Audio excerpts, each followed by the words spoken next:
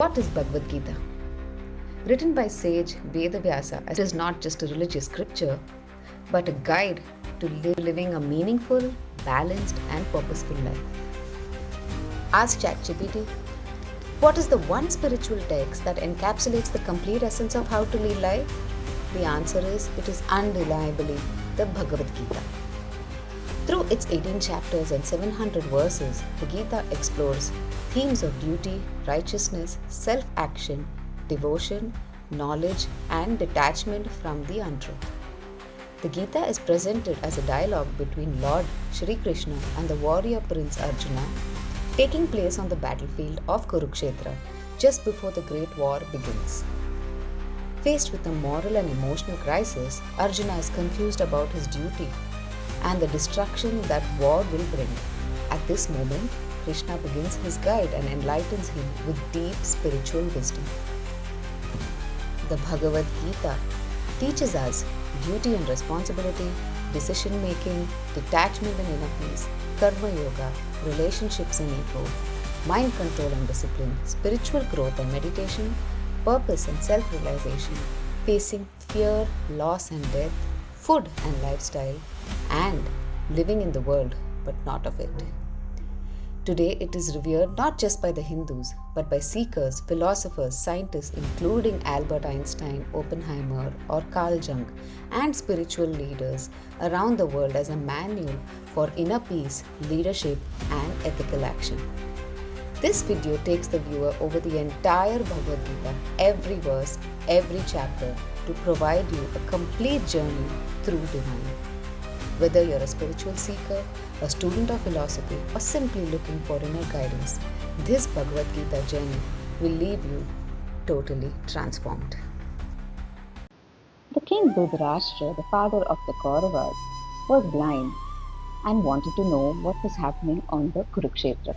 So he asked his charioteer Sanjaya, who had divine vision, to tell him every detail of what was happening on the battlefield so that Dhritarashtra would know.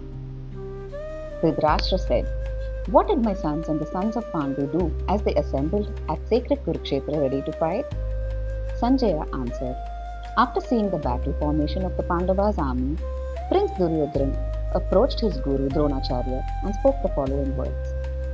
O Master, look at the strength of the Pandavas' military formation, which has been astutely arranged by your disciple Drupad's son. The Pandavas' army has heroes like Bhima and Arjuna and warriors like Duryodhana, Virata and Drupada. There were also heroic fighters like Drishtaketu, Ketichana, Kasiraja, Purujit, Kuntiboja and Saibha. The mighty Yudamanyu and the courageous Uttamauja, the son of Subhadra and the sons of Draupadi, are all great warriors. Now, let me tell you about the distinguished members and leaders of my army. It has personalities like Bhishma, Karna, Krupa, Ashwatthama, Vikarna, and Bhurisrava, the son of Somadatta, who are always victorious in battle. The army has other heroes who will lay down their lives for my sake, all equipped with various weapons and well versed in military science. Our strength is immense and is guarded by Bhishma, whereas their force, guarded by Bhima, is limited. All of you must give your utmost support to Bhishma throughout the battle." Bhishma, the grandsire of the Kuru dynasty, blew his conch triumphantly, sounding like a roar of the lion, bringing joy to Duryodhana.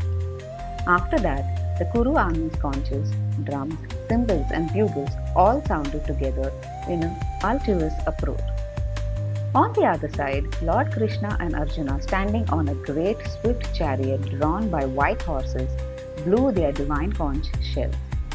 Lord Krishna blew his conch Panchajanya, Arjuna blew his, the Devadatta, and Bhima, the voracious eater and achiever of great tasks, sounded forth his great conch Poundra.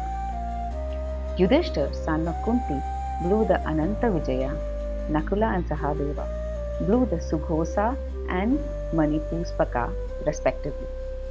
The supreme archer, the king of Kasi, the great warrior Shikhandi, Drishtadyumna, Virata, the unbeaten Satyaki, Drupada, and the sons of Draupadi, together with the mighty armed son of Subhadra, all blew their conch shells.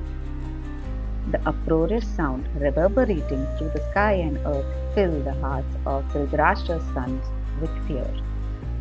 O king, at that time Arjuna, who carried the banner of Hanuman, looking over the army of Dhritarashtra's sons in battle arrangement, raised his bow in preparations as weapons were readied and spoke the following words to Krishna. Arjuna said, O infallible one, draw my chariot between the two armies, so that I may see those who have assembled here to fight with whom I must compete in this battle. Let me see those who have come here to fight, to please the evil-minded son of Dhritarashtra. Sanjaya said, having thus been requested by Arjuna, Lord Krishna pulled the chariot in the midst of both armies. Looking at the presence of Bhishma, Drona, and all other rulers of the world, Lord Krishna said, Look, Partha, all the Kurus are assembled here. There Arjuna saw among both armies fathers, grandfathers, teachers, maternal uncles, brothers, sons, grandsons, friends, in-laws, and companions. When the son of Kunti, Arjuna, saw all his kinsmen, he was overcome with compassion and spoke thus. Arjuna said, O Krishna, seeing all my friends and relatives assembled for battle makes my limbs quiver and my mouth dry up. My whole body is shivering. My hair is standing upright. My bow Gandiva is slipping from my hand and my skin burns. I am unable to maintain my composure and my mind is reeling. O Krishna, I can see only misfortune ahead. O Krishna, I do not see how any good can come from killing my kith and kin in battle, and I have no desire for victory, a kingdom, or happiness in these things. O Govinda, of what good is kingdom and happiness when those with whom we may enjoy these are now arid in battle? When teachers, fathers, sons, grandfathers, maternal uncles, fathers-in-law, grandsons, brothers-in-law, and other hatred are standing here, ready to fight, risking their lives, I have no desire to kill even those bent on killing me. O Krishna, I am not ready to fight with the sons of Dhritarashtra, even in exchange of the three worlds, much less an earthly kingdom. O Madhava, we will only incur sin by killing these aggressors. It is not right for us to kill the sons of Dhritarashtra and our friends. How can one be happy after destroying one's own family? O Janardana, although others gathered here, overtaken by greed, see no fault in destroying their own friends and family, why should we, aware of the crime of killing one's kingdom, fight this battle? With the destruction of the dynasty, family tradition gets destroyed and the remaining family gets involved in irreligion. O Krishna, when irreligion increases, women get polluted and the corruption of women produces unwanted, unworthy children. An increase in unworthy population condemns the dynasty to hellish life, where even the ancestors are doomed. When they are no more offered rice and water, such evil deeds of destroying family traditions and giving rise to unwanted children destroys all community, projects, and family activities. O Krishna, I have heard from reliable sources that those who destroy family traditions and values are condemned to a hellish life. Alas, what has happened? We are here willing to commit such sins as killing our own family out of greed for material pleasures?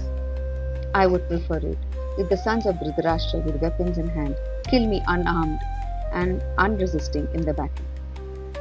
Sanjaya said, having spoken thus, Arjuna cast aside his bow and arrows and sat down on his chariot, his heart overcome with grief.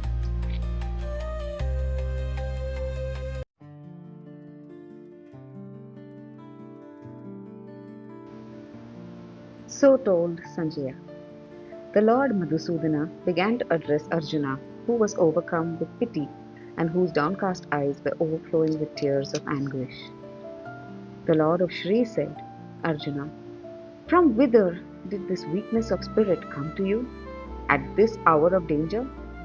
This does not befit you as an Aryan who should be fighting.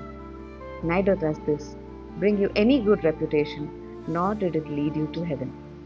Hence, O son of Partha, do not be dissuaded by this weakness of spirit, vanquisher of enemies.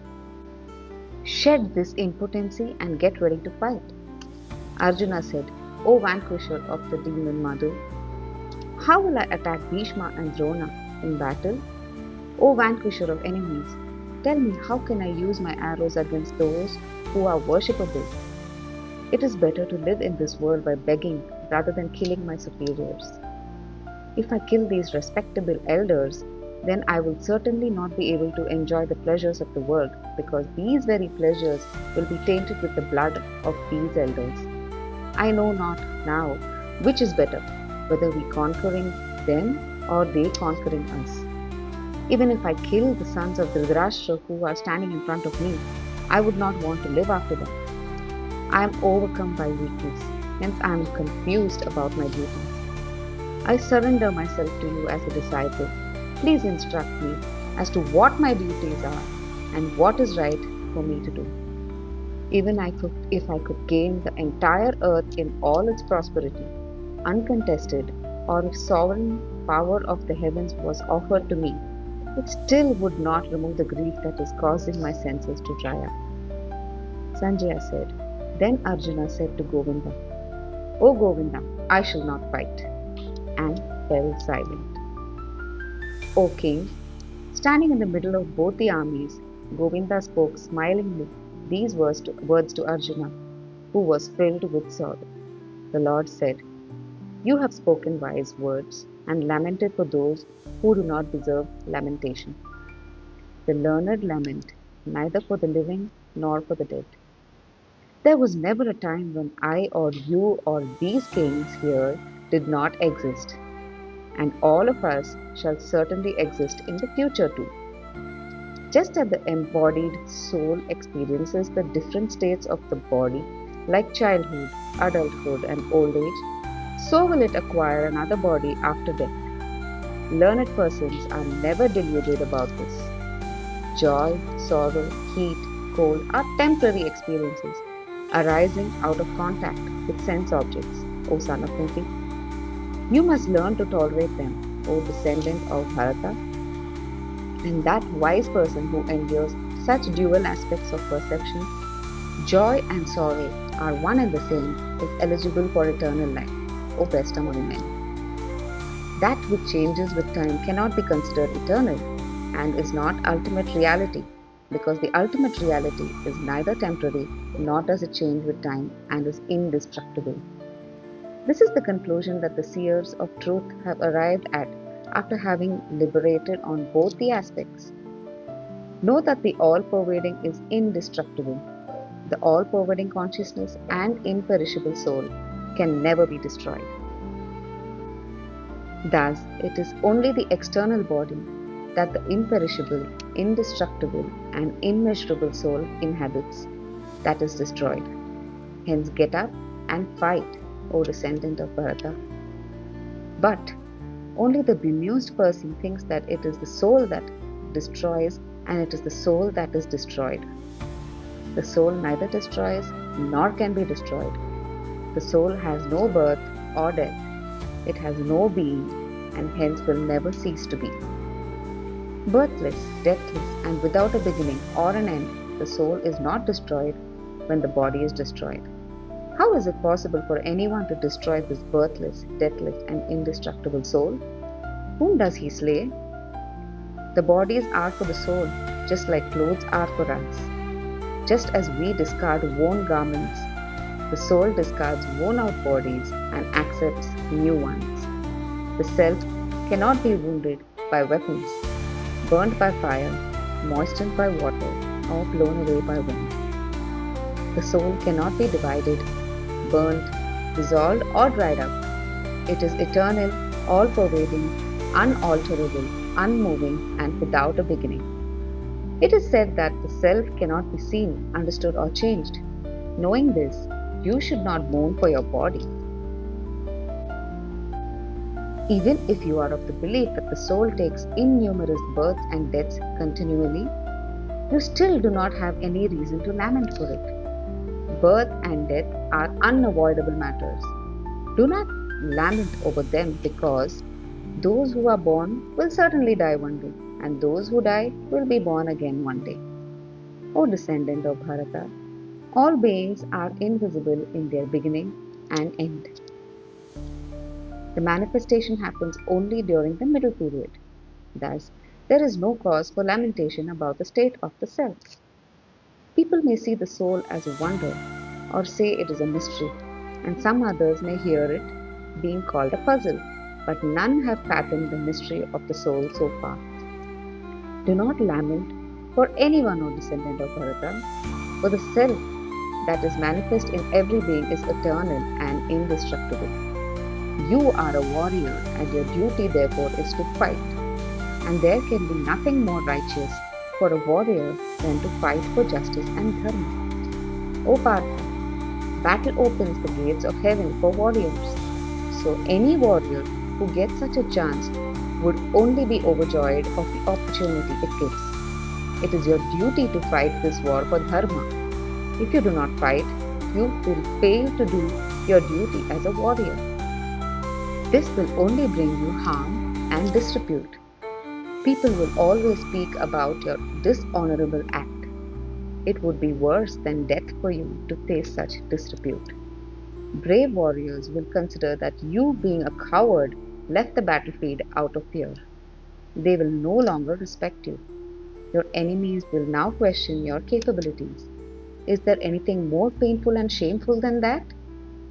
O son of Kunti, if you die in battle, you will attain heaven. If you win, you will attain the earth. So get up and fight it out. Treat joy and sorrow, victory and defeat, gain and loss alike, and prepare yourself for battle. Do not fear that you will be sinning. I have spoken to you about how to use wisdom in Sankhya. Now I will speak to you about wisdom in yoga. With this wisdom, Arjuna, you will free yourself from the bondage that results from karma. The effort that you put in following your dharma never gets wasted, nor does it hamper your growth. Practicing your dharma, even in the mildest form, saves you from harm. O joy giver, on the path of dharma, you should be firm and fix your concentration on the goal. Otherwise, you will easily be distracted. People with inadequate knowledge give undue importance to impressive words of the Vedas. They do not look beyond that. These people are only immersed in material desires and wealth, and think that the attainment of heaven or the chances of a good life in the next birth are desirable. Such people are always attracted to rituals. They lose their minds by attaching importance to material pleasures. They cannot thus attain any deep insight into the state of samadhi. The three gunas are the main components within the circumference of which the Vedas analyze life. Arjuna, you should transcend these gunas, fix your mind on truth, and be free from the concerns of the material world. Concentrate on the self alone. Just as a reservoir serves the purpose of a well, so does a Brahmana who knows the purpose of the scriptures. He will serve well in place of the scriptures themselves. Having acquired the state of a warrior, you are now eligible to act in whatever way the stature of a warrior demands out of you. But you are not entitled to any benefits resulting from your actions. At the same time, you cannot be in a state of inertia. You should act according to the stature without any hope of enjoying the fruits of your actions. Mind fixed on duty and all thoughts about the fruits of your action abandoned, such equanimity of mind is the essence of yoga. O winner of wealth, any action driven by the desire to enjoy its benefits is inferior to intelligence that adheres to a discipline. O winner of wealth, seek wisdom and do not be miserly like those who concentrate on the results of their actions. Devote yourself to yoga, the essence of work. Acting this way, one gets rid of good and bad karma that affects him if he attaches himself to the fruits of his actions. The wise renounce the fruits of their action. They are immersed in yogic wisdom. They do not have rebirth and attain an abode where tranquility and peace prevails. When your mind is released from these dense delusions, you shall realize that how disgusting all that you have heard so far have been. When your mind is fixed and unmoved and not confused by scriptural injunctions, you shall attain yogic samadhi. Arjuna asked, O Keshava, what are the characteristics of one who is accomplished in meditation and steady in intelligence? How does such a steady person speak? How does he sit? How does he move? The Lord of Shri said, O Partha, one who, having renounced all desires born of mind, is satisfied in the self and by the self, is said to be one whose insight is steady. In the midst of suffering and happiness, his mind is neither confused nor kindled. He who is free from desires, passions, fear, and anger is said to be a sage of tranquil mind.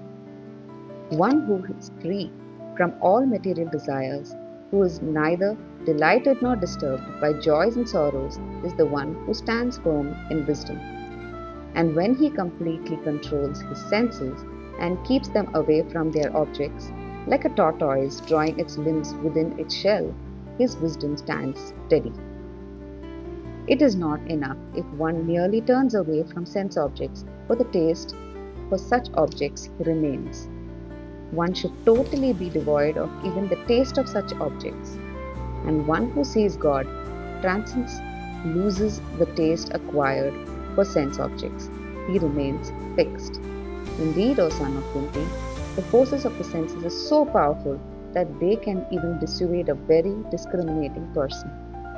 In order to attain steady wisdom, you should restrain your senses and focus your entire mind and being on me. Thinking about sense objects brings an attachment towards them. Attachment breeds desire, and desire leads to frustration, which in turn leads to delusion. When you are deluded, you lose your memory, and with the loss of memory, the power of discrimination is destroyed. With the destruction of discrimination, your self itself is lost. However, even while moving among sense objects, the self-controlled one who is free from desire and disgust and brings himself under the jurisdiction of God attains God's grace. Purity of mind causes all sufferings to cease. Such a person will attain without doubt steady intelligence. Only through discipline in yoga can one attain clear intelligence. Only then can one engage in meditation. Only meditation can give you peace. Without peace, where is happiness? If the mind hankers after one of the wandering senses, that sense carries away one's intelligence, just as the wind blows away a ship on sea. Therefore, O mighty armed, one whose senses are completely withdrawn from sense objects is the one fixed in wisdom. That which is dark for all sentient beings appears like bright light for those whose senses are controlled. That which is dawn for sentient beings appears like the dark night for the introspective sage who sees. Just as many rivers entering the ocean cannot stir or disturb its stillness, similarly, the mind of a person who is unmoved by desires remains still and attains peace. The one who hankers after such desires doesn't attain peace. The action of a person who has abandoned all desires is free from desire. Indifferent to ownership or sense of possession and free from any sense of ego, he attains peace.